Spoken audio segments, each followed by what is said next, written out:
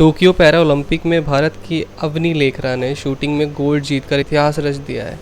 उन्होंने महिला की 10 मीटर एयर स्पर्धा में ये स्वर्ण पदक जीता। टोक्यो पैरा ओलंपिक में भारत का ये पहला स्वर्ण पदक है। आपको बता दें, अवनी को ये जीत इतनी आसानी से नहीं मिली है। इस मुकाम पर पहुंचने के लिए उन्हें काफ़ी संघर्ष करना पड़ा है। आइए जानते हैं अवनी की संघर्ष की कहानी। वर्ष 2012 में महज 12 साल की उम्र में एक दुर्घटना के चलते उन्हें पैरालिसिस का शिकार होना पड़ा और चलने में व्हीलचेयर का सहारा लेना पड़ा।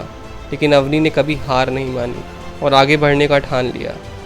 दुर्घटना के महज 3 साल बाद ही अवनी ने शूटिंग को अपनी ज़िंदगी बनाया। महज 5 साल के भीतर ही अवनी ने गोल्ड गर्ल का तमगा हासिल कर लिया है। दुर्घटना के बाद हो गई थी बेहद कमज़ोर। अवनी के पिता प्रवीण बताते हैं कि दुर्घटना के बाद गुमसुम रहने लगी थी, किसी से भी बात नहीं करती थी।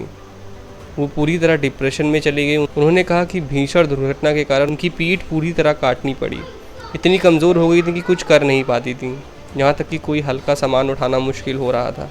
अवनी के माता पिता ने कहा कि 12 साल की उम्र में जब अवनी को पैरालिसिस हुआ तो वो काफ़ी टूट गई थी।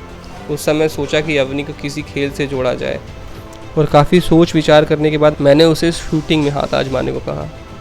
अवनी के पिता ने कहा, शूटिंग में पहली बार तो वो गन नहीं उठा रही थी, मगर आज इसकी वजह से टोक्यो पैरा ओलंपिक के पोडियम पे राष्ट्रगान गूंजेगा। खेल के साथ ही अवनी पढ़ाई में भी काफ़ी होशियार है। इसके साथ ही अन्य क्रियाकलापों में भी वो काफ़ी अव्वल रहती हैं। कोरोना काल हम सब के लिए मुश्किल रहा है। अवनी के लिए भी ये कोरोना काल काफ़ी मुश्किल रहा।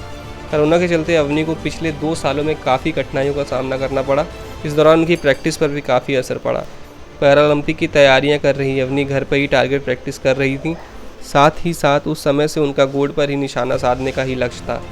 इसके लिए वो नियमित रूप से जिम और योगा का ध्यान दे रही थी। उन्होंने फिट रहने के लिए खान पान का विशेष ध्यान रखा। उम्मीद करते हैं आपको ये रिपोर्ट पसंद आई होगी और हमें बताएं आपको ये रिपोर्ट कैसी